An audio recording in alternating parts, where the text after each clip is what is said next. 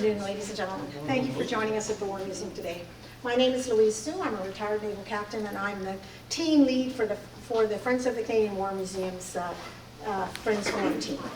But what is the purpose of the Friends Forums? The purpose is twofold. One is to gather friends together, to kind of those who are involved and are interested in the Friends in the War Museum and want to be engaged in that kind of conversation. This gives you an outlet for that, which I think is important. But we're also part of the community that we build, just a community that believes in the War Museum, believes in the mandate of the War Museum, and is supportive of the War Museum. So really that's kind of where we come from.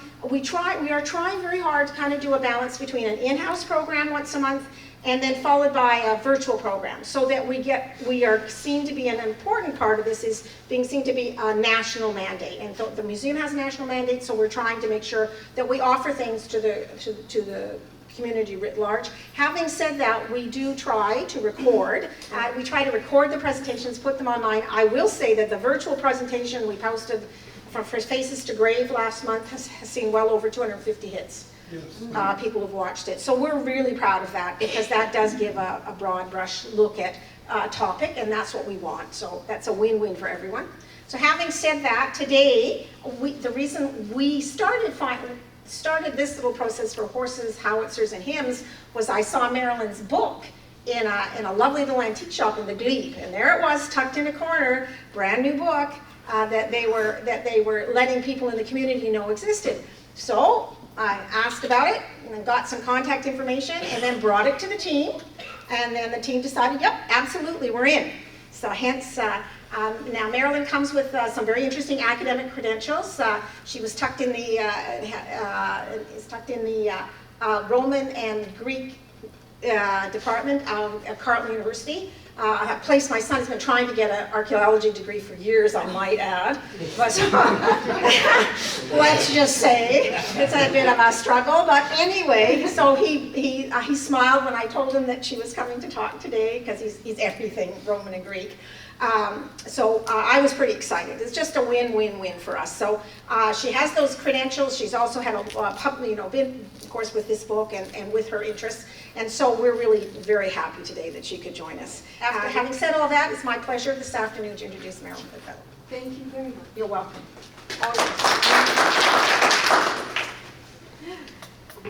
Now, my students always used to make fun of me because I'm not technologically terribly gifted. So anyway, bear with me, please. I would like to begin by thanking Heather Scott, who has my book in the window of this little shop on Bank Street, which is where Louise Sue first saw it. Yes. And so I thank you now, Louise, for the invitation to give this talk today to the Friends of the Canadian War Museum.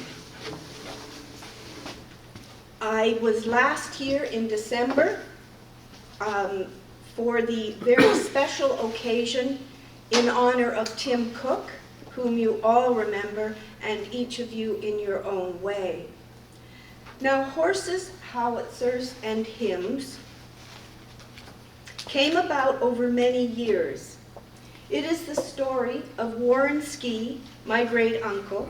It is the story of his time as a gunner in the Howitzer Battery of an artillery brigade in a war when thousands and thousands of horses and mules hauled the guns and the ammunition and the supplies and the rations. And my book is also the story of Warren's father, who served as a military chaplain in the last year of the war. The essence of my book is this little pocket diary, and I brought it here today because I wanted you to see it in its smallness and its seeming unimportance. It's faded and it's worn on the outside, and inside, as you can see from that slide, it is very, very difficult to read. But nonetheless, there it is. Warren bought that diary in February in 1917 when he arrived in France with reinforcements for the Canadian Expeditionary Force. He kept the diary with him during that year of famous battles, Vimy and Hill 70, and the hell that was known as Passchendaele. Warren's diary was forgotten. He did bring it home to the rectory on Dufferin Street in Toronto when he returned in the spring of 1919, and he kept it, perhaps, in his desk. But it somehow ended up in a small wooden writing box from rural North Dakota that my father passed on to me. But my dad never looked inside the box. He did not know, by then no one knew about the diary until I opened the box. Now, Warren's diary makes no difference to the telling of the First World War, but it still matters because it is testament to the place of one quite young man during those years. Such diaries, as you probably know, were forbidden by Army regulations, but many were written nonetheless and are now safely stored in museums and libraries, including the archives here in the War Museum. Yet, in the words of Tim Cook, in shock troops, thousands more lie abandoned in attics and basements, slowly succumbing to time. They are all valuable and should be archived for future generations. And in my own small way, that is what I wanted to do for Warren. Tim read hundreds and hundreds of these diaries and letters and memoirs in order to write his books. One day, years ago, I was in the National Archives with the typed transcription of Warren's diary, and I was trying to find some documents. And a nice man named Tim asked if he could help me.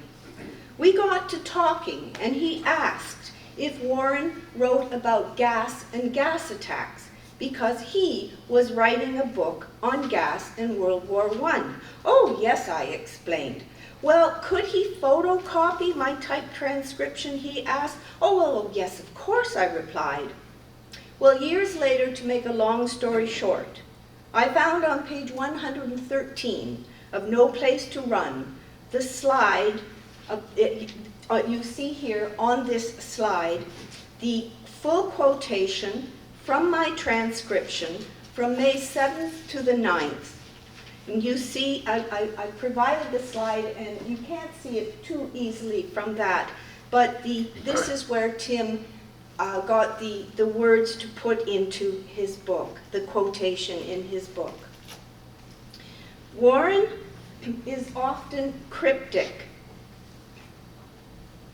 in his storytelling, and I had to fill in, as it were, I had to fill in the blanks to learn more about him and his year as a gunner.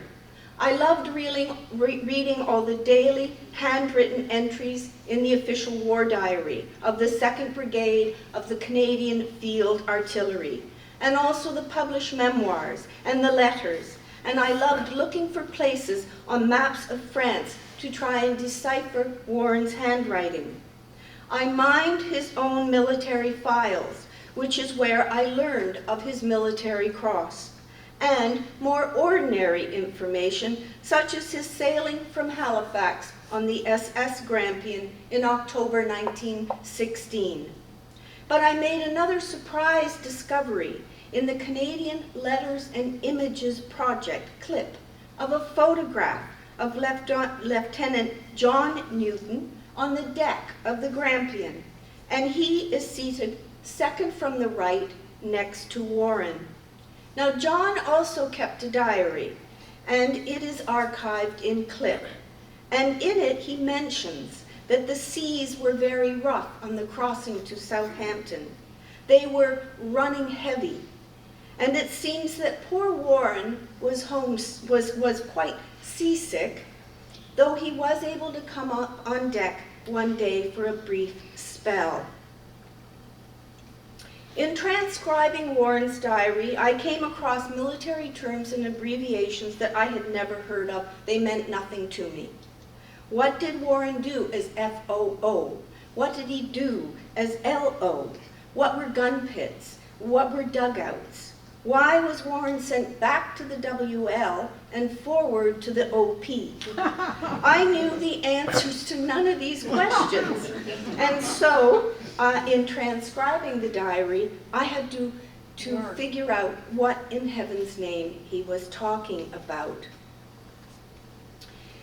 Photographs in the collection of Library and Archives Canada helped me to understand some of the descriptions and the accounts in the narratives that I was reading. As I read the official war diary for the 2nd Brigade, day by day, alongside Warren's diary, I was drawn into the daily narrative of the horses. They were an integral part of the artillery, in Tim's words, an essential lifeline as they hauled the guns and the ammunition. And this was one of Warren's responsibilities, to take horses loaded with ammunition and guided by their drivers to the guns, usually at night. And here again, descriptions by others who were there helped me to understand just what was at stake. James Johnston from rural New Brunswick was a horse driver in the Canadian Machine Gun Corps.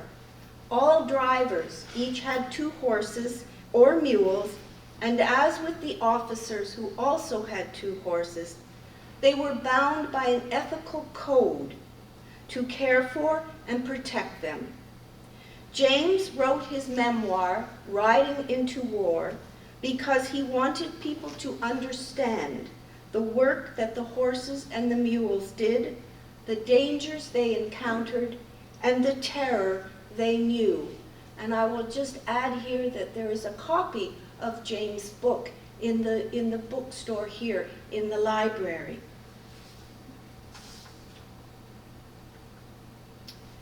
Warren enjoyed being with the horses during a quiet respite back at the wagon lines, where the signalers and gunners were sent from time to time away from the guns. He enjoyed bareback rides to water the horses on a spring day or in the evenings in real French countryside. But we should remember that Warren was riding his horse back away from the front.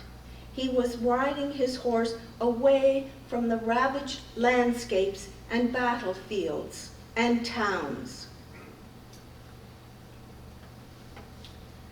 As Tim writes, there was a jarring juxtaposition between the desolation of the Western Front and the green fields beyond and behind.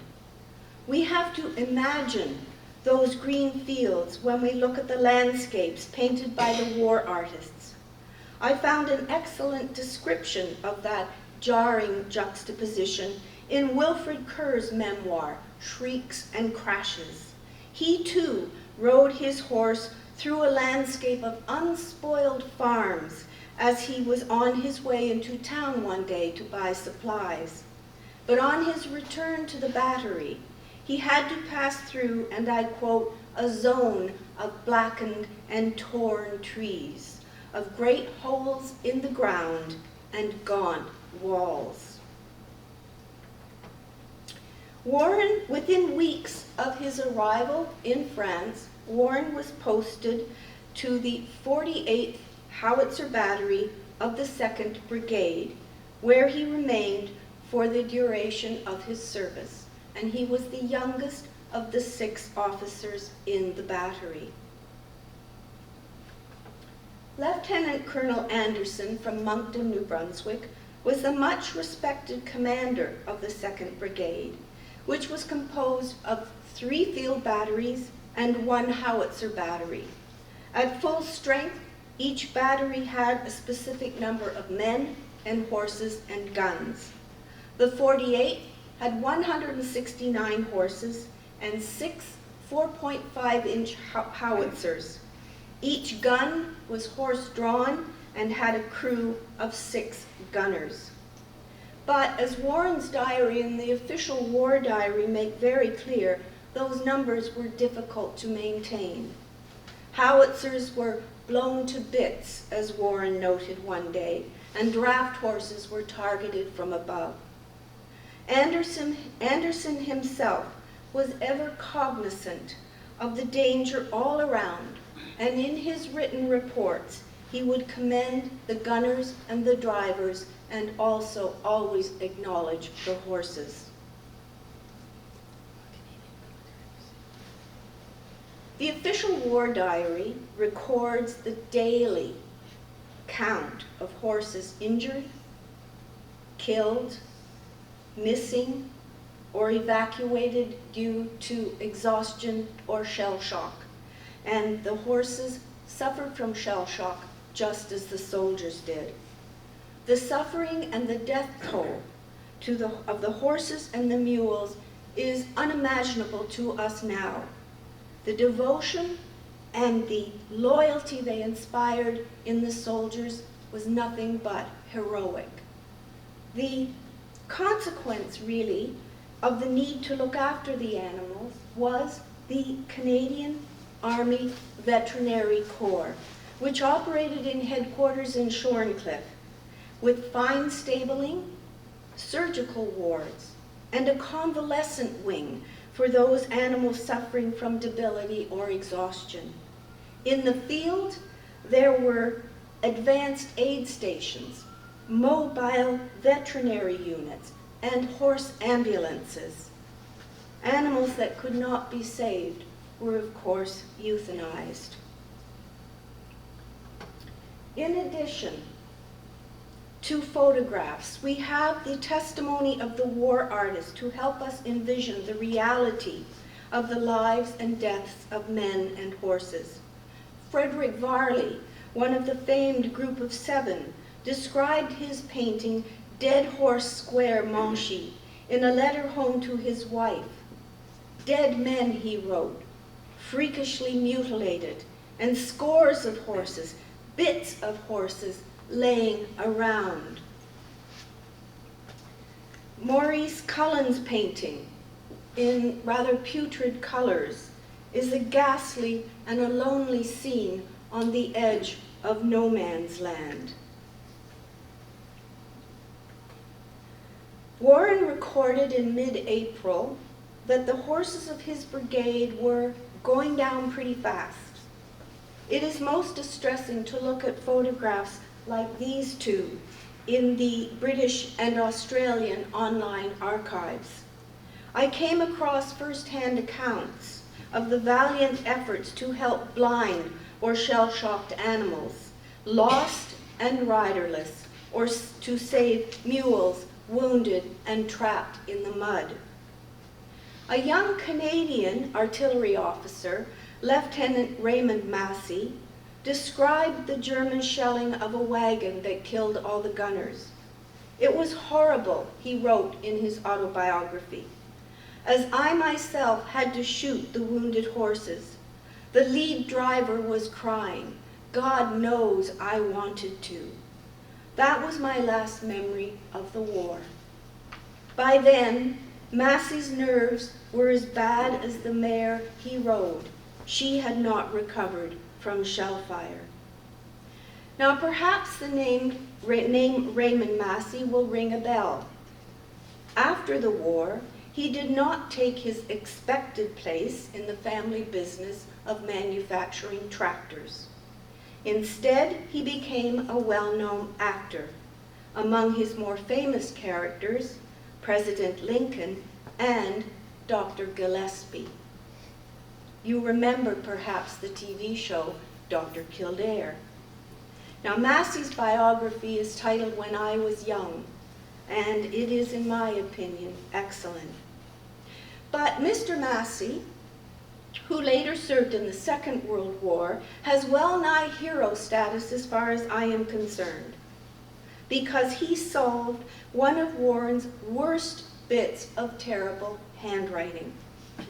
I had given up on this one small word in the entry for March the 13th, and I was going through the final changes for my editor.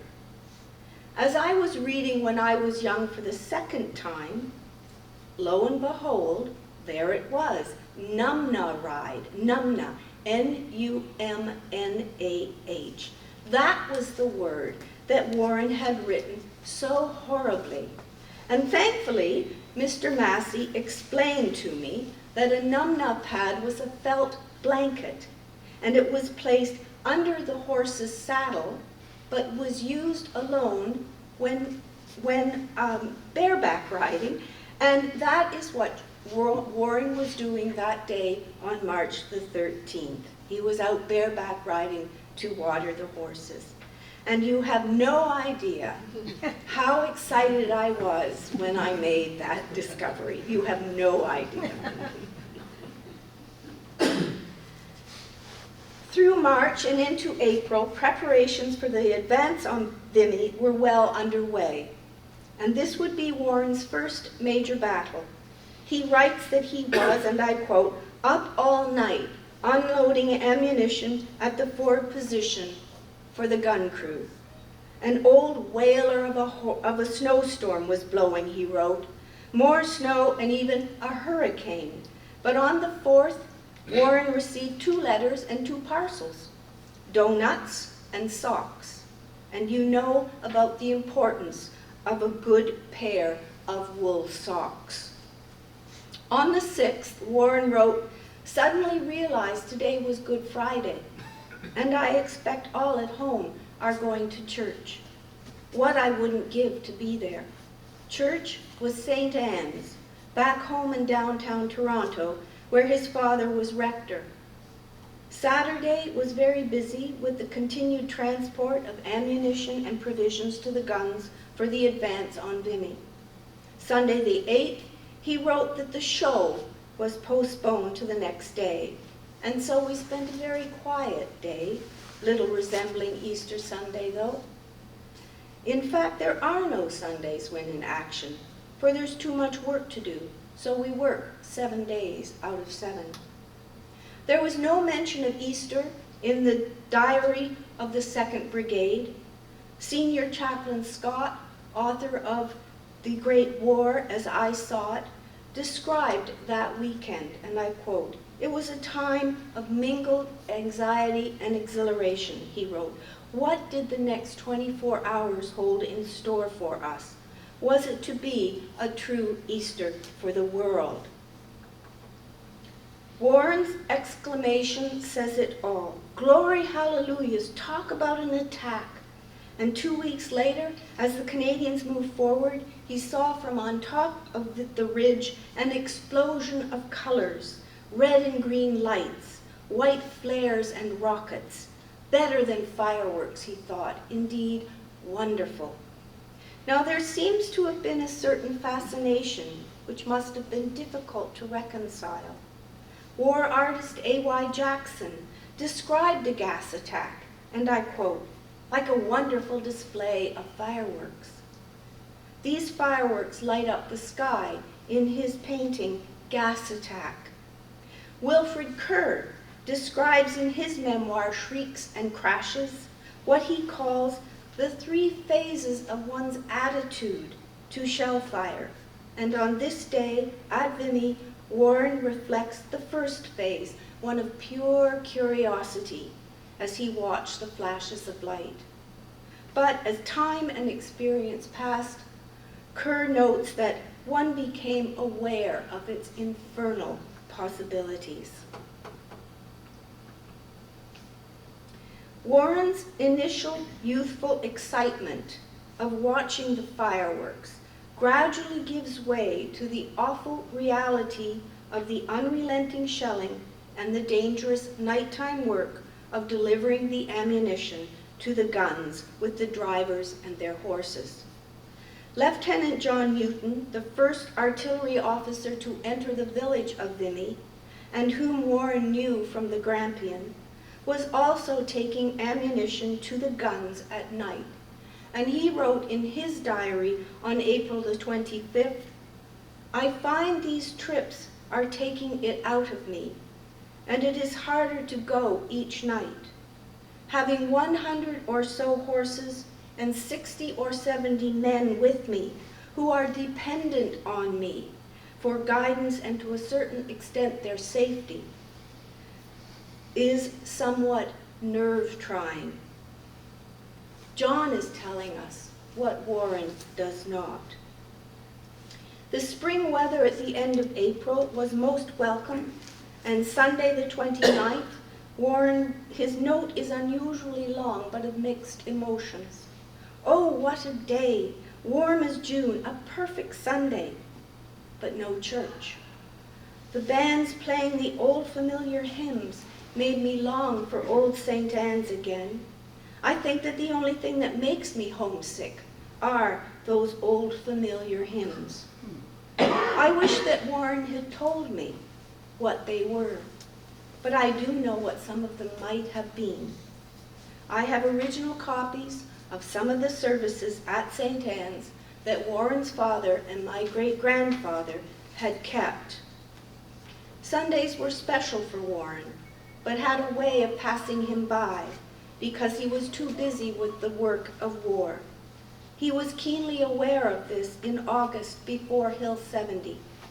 I didn't know till tonight was Sunday, he wrote. It's a terror the way you lose track of time out here. There were days in the spring when Warren mentions baseball games played against other batteries, or having a chance to slip into town to chat with some pretty girls, though his French does not seem to have been much to write home about. Baseball was much favored by the Canadians, who also enjoyed soccer and football and lacrosse. His mention of these games, as well as the horse show in June, illustrate an important aspect that everyone literally needed a break. These games served as a diversion from the trenches and the battles, as expressions of camaraderie, where officers in other ranks lay aside the chains of command.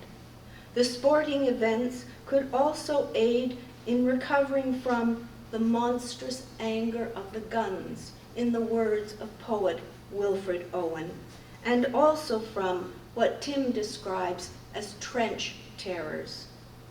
Nursing Sister Pauline Ballack, who worked at No. 3 Canadian Stationary Hospital, would take her patients outside to sit in the sun and watch the baseball games, glad that such diversions took their minds off their injuries and the war.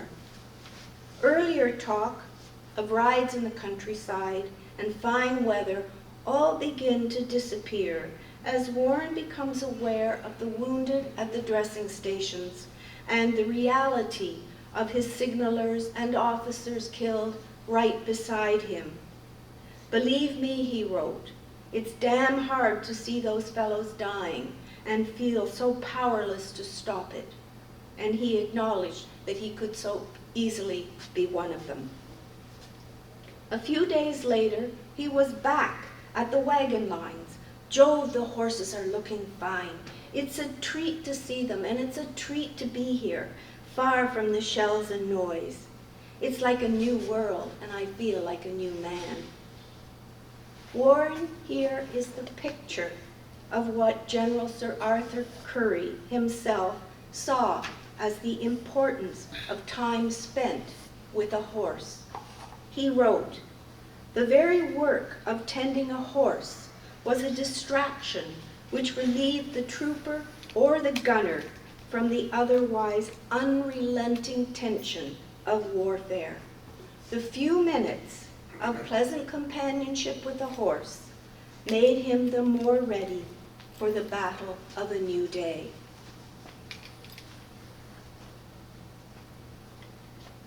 A few days before the attack on Hill 70, August the 15th, Warren wrote, "I hope the attack comes soon, for as I may go over the top, I would like to get the suspense over with." He hated the suspense. "I want to have it done with and see if I'm okay or otherwise."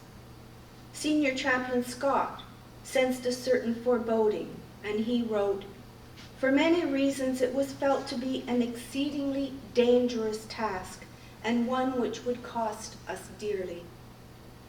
The show started at 4:25 in the morning, and Warren's fellow officer, Lieutenant Jack Couch, was beside him at the jumping off place. Warren wrote, "Couch hit and killed instantly, so I went over and got through hell okay. 2 signalers who were working with Warren to maintain lines of communication were wounded, and a 3rd man was killed. I've had enough fighting to last me for a long time. Thank God I'm alive and well. 2 days later, having written a very lengthy report as the officer in charge, Warren's exhaustion is palpable. I was a mighty relieved boy when I got back to the battery and slept for 12 hours without a stir. His report, from the moment he had to take charge on the death of Jack, is almost minute by minute in places, and it ends with his commendation for bravery of 2 men who worked side by side with him under heavy shell fire. The following day, 4 volunteers went out to look for Jack's body, but 2 of them were wounded in an explosion in the trench. The story is told in Toronto newspapers back about a month later. One of the men was dangerously wounded in the abdomen and shell-shocked, and he was invalided home. His name was Lieutenant Henry Chedsey, and he was Warren's friend. Warren writes of them having a fine holiday together and afternoon tea at the end of May. Henry was a parishioner at St. Anne's, and Reverend Skey married Henry and Agnes Tinsley Wilson in January 1918. But Henry died just 1 year later, never having recovered from his injuries. He was 26 years old and is buried in the Toronto Prospect Cemetery. In the months after Hill 70, Warren attended the gas school, and then he went on leave for the first time in the year since he left home. He all but forgets to write in his diary now, as the brigade began to march north to Belgium and Flanders mud, with the guns and the loaded wagons, and he scrawls his very brief notes hurriedly across the pages.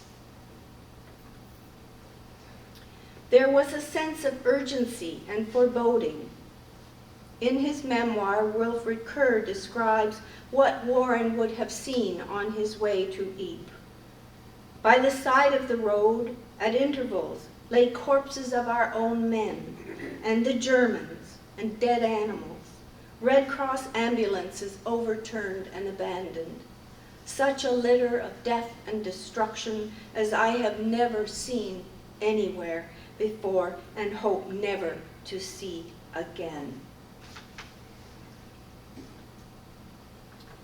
Warren wrote November 1st that he was packing ammunition daily to the guns.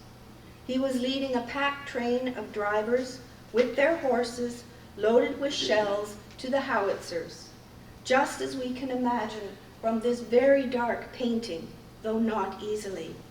You can trace the pack train of the drivers with their horses from the right across the painting and down over the hill on the left towards the guns in the distance.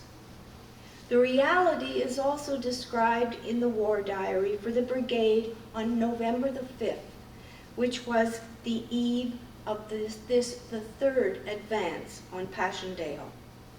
They come up 1 man to every horse, making their way to the guns past shell holes knee-deep in the mud. The mud in Flanders was in a class by itself. Once a horse goes down, it is the work of patience and endurance to get him up. The horses and drivers make up to 3 trips a day along treacherous roads and under constant shell fire. They deserve the thanks of the world because, as the brigade report ends, their work is almost unknown and certainly not appreciated by outsiders. And this is exactly why James Johnston eventually wrote his memoir, Riding into War. But Warren tells us nothing at all of what happened over those 3 weeks in November, except his silence. We can get a glimpse of the hell that was Passchendaele from the war artists, and again from first-hand accounts. What William Ogilvy saw was, and I quote from his memoir, indescribable. The corpses of man and beast ceaselessly churned up by the continuous shelling. It was an inhuman repository of the dead. It was at some time during those weeks at Passchendaele that Warren was able to rescue his wounded men and horses under heavy shell fire and return them to safety. He was awarded the Military Cross, and I quote from the beginning of the official citation, for conspicuous gallantry and devotion to duty in charge of pack animals. We can get some understanding, perhaps, of what was happening around Warren that day or night from a certain Sergeant Shields, who saw mules, and I quote, up to their bellies in mud. They couldn't get out. The drivers couldn't get them out, and the mules brayed there in the darkness. Artillery drivers cried in their helplessness to free them. I can only imagine what Warren faced and what he had to do to rescue his own men and animals, but not a word in his diary. He finally broke his silence, November the 22nd, writing only, came out of action, thank the Lord, and am okay. News of Warren's Military Cross was reported in Toronto newspapers in January 1918, just after his father left St. Anne's to take his place overseas as a military chaplain. Warren was in London for the investiture and received his medal from the King. He returned to the brigade, just missing his father's arrival by days. I do not believe that Warren bought another diary. I was able to follow his comings and goings, however, by reading both his personnel file and the daily reports in the war diary of the brigade for 1918 through to his return home in May 1919 on the SS Baltic. Warren is mentioned several times in the war diary, and here too I found a lovely surprise. He had hastily scrawled a brief message with his signature on a torn scrap of paper, which was then relayed back to brigade headquarters. It is astonishing, to me at least, to think that a small scrap of paper of no importance beyond a training exercise should have been kept, filed with the brigade diary and all the appendices, and then shipped home and archived here after the war.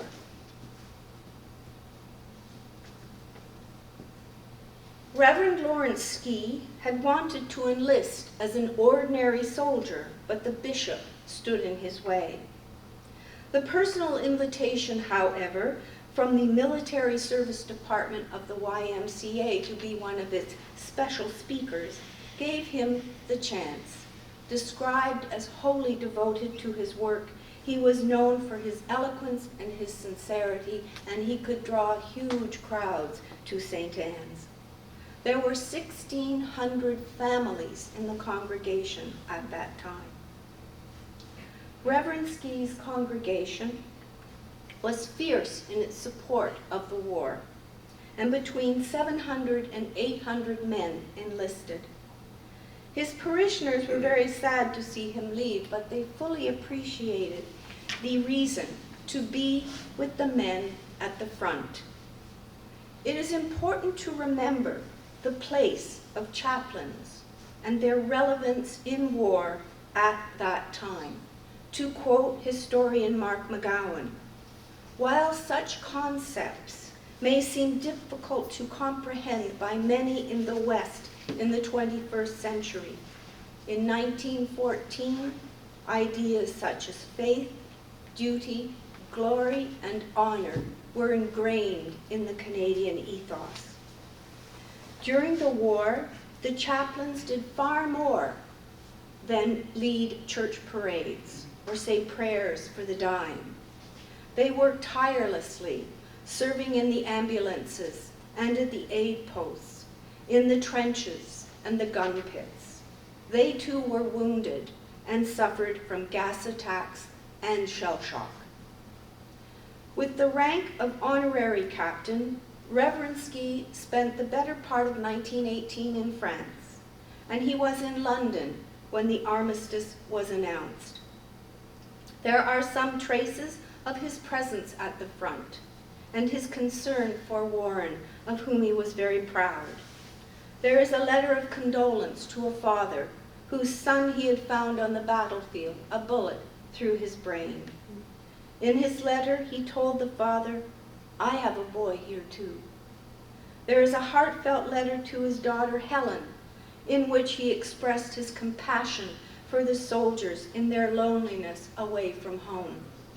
The Toronto newspaper articles relate his conversation with a wounded German soldier.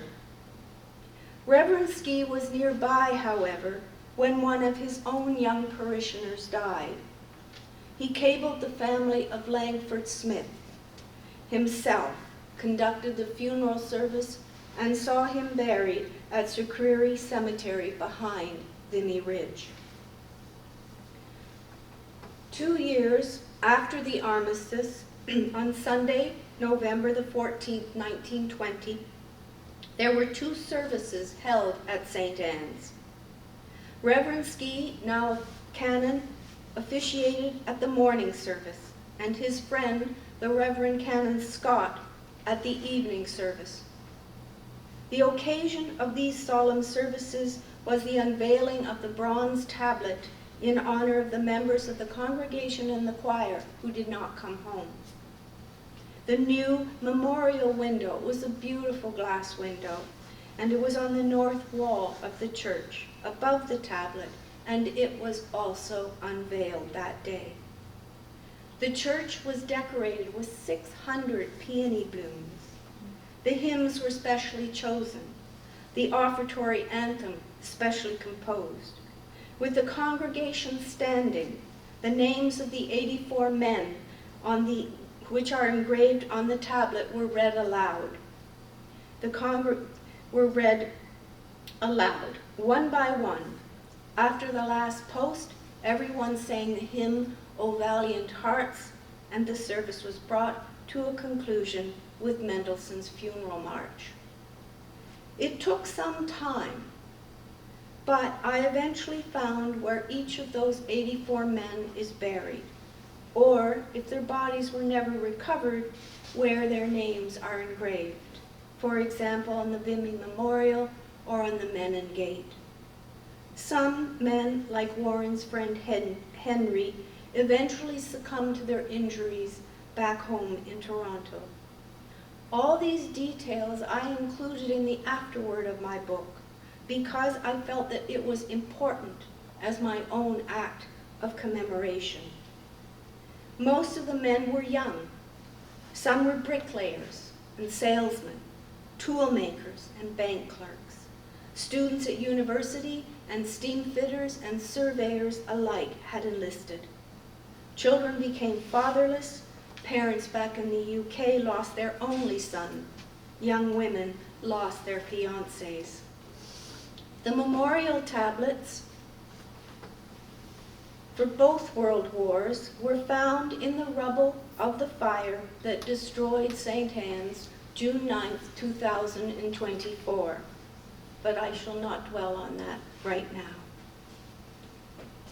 It is well to remember that Warren was not yet 22 years old when he bought his diary, and he was the youngest of the officers with whom he served in France. He left the diary unfinished, perhaps because he could not bear to record or to remember what he had to do through November and December, what he had heard, what he had seen, In the words of Dewart Barnes, the shocks and concussions of shells, the sights and smells that go with war. At the end, Barnes himself, aged 30 years, wrote that his nerves were gone, and he described himself in his memoir as a war wreck. He knew that people who had not been there, in the trenches in the mud, desolation and death all around, would never understand. I saw the little pocket diary, and as I said, here it is very, very little. I saw it as something very personal, very private, as diaries are meant to be. But I sincerely hope that Warren would forgive me now for having read it and having stepped, I hope, not too intrusively into his young life. I knew that I would finally have to let him go, but it was not easy. I loved all the work. I loved all the discoveries, to find his picture in someone else's book, to discover his nickname in his father's letter, to have the help of a famous actor to decipher a single word in the diary for me. They are little things, but they are all of them about one young man who was lucky enough to come home. And my father, Warren's father, my great-grandfather, he must have been something quite special. All those contemporary newspaper articles about him and his somewhat radical opinions, they got him into a lot of trouble from time to time, and not just with the bishop. And he could appreciate the benefit for his parishioners of playing a relaxing game of golf on a Sunday afternoon, after church, of course. I like to think of Warren now, not with his signaller or fellow officer shot dead beside him, but rather riding his horse over the French countryside. Or even better, sitting beside his father on the bank of some pleasant stream, fishing poles in hand, with some pretty little French church nearby. I thank you very much for your interest. Thank you.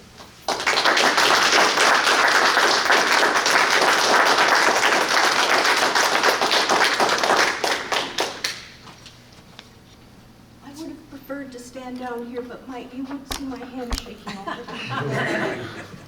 So, your floor is open for questions. Just go ahead. Did Warren ever write about the burying of the horses? Did he ever write about the burying of the horses? No, he didn't, no. He wrote about, his notes, as I said, were often cryptic. He didn't elaborate. But he would write about losing the horses being killed, but not burying them or anything like that, no. He was, but very conscious of them getting hurt and killed, etc. Yes, hi. I was wondering about you said that you discovered the diary in a box that was in South Dakota, was it? North Dakota. North Dakota. How did it get there? Was that a relation or just Yeah, a coincidence? it's kind of, it's a bit of a long, convoluted story, but it was a portable writing box, a wooden one. You open it up, and you've got that angled surface that you could write your letters on, and there was a place to put your pen and an inkwell, and you lifted it up, and underneath you could put your letters or whatever. It belonged to my, I think, great-great-grandmother on my father's side. It was my father's sort of great whatever grandmother, and it had been given to my father's father. They were from North Dakota. They were settlers in the prairies, and then when my grandfather, my father's father, moved to Toronto, he brought the box with him, and it was just in the house, and his wife, Helen, Warren's sister, had kept that box, and she put a few trinkets in it. And then when she died, my dad just, here dear, was giving me all kinds of things. That's how I got it, and I have it. I still have it. And it says inside the name of the woman, I think it's A.M. Rogers. And so that's how I had it. But it's a bit of a convoluted story. But it's a treasure, that box. Amazing. Yeah. But nobody knew the diary was there. And as I said in the book, I didn't know at first.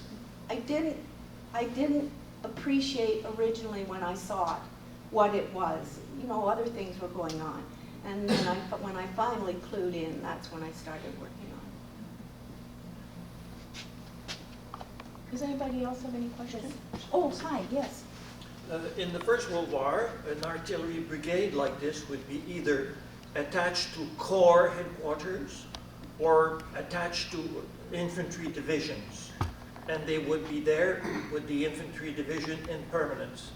Are there any notes saying if he was attached to a division or if his battery, if his brigade belonged to corps artillery? I think I'd have to go back and check because it's a while, but I think it's in the book. Okay. It's in the book, but I think it was, and well, the name, what's his name? Nicholson's book.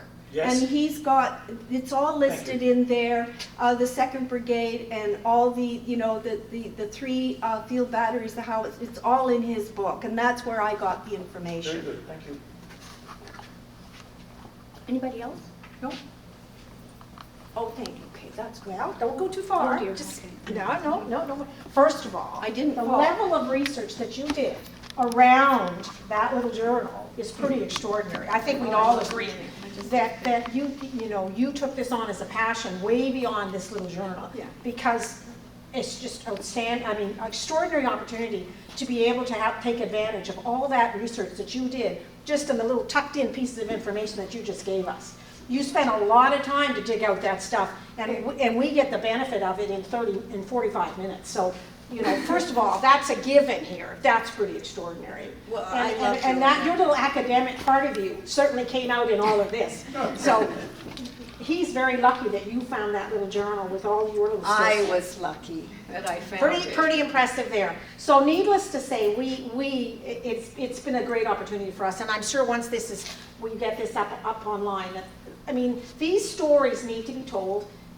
It is about we will remember them. It is about the individual, but in the context of what was going on, we get the benefit of the history as well. So, we now all will remember him because you did this, and so that in itself fits right in with our mandate anyway. Okay. So we have a small treat for you. We have a small. This is a book on the museum itself. Oh, good. Okay, I can never pronounce his name. The architect. Moriyama. That's his book, and on behalf of the Friends of the Canadian War Museum, we'd like to, there's your small little gift. Well, thank you from very us. much. Thank you very much. Appreciate it. Thank you.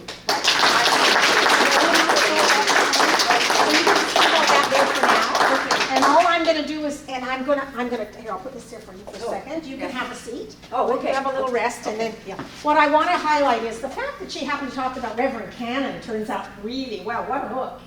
Because on the 21st of May, thanks to Dr. Simon over here, tucked away, there it is, yes, sorry. No, I'm Miller.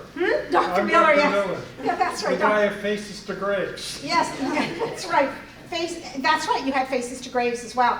I'm going to say the 21st of May, we will have a presentation here in the museum by Dr. Hebb, who was the editor of the Red Vineyard.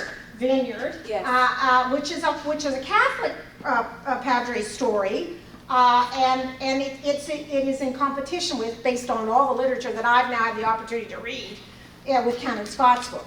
So this is going to be an excellent opportunity here to have a really good understanding of the role of these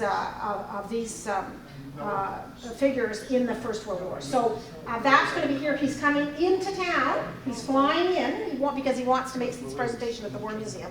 So he'll be in on the 21st of May. So mark that on your calendars. That's going to be and I know you'll want to come. Oh, in. no, I met him. Yeah. I've talked to him about that. Yeah, so we're very, very pleased with that as well. Now, we're going to go off on a little niche next month. 23rd of April is going to be a virtual presentation from France.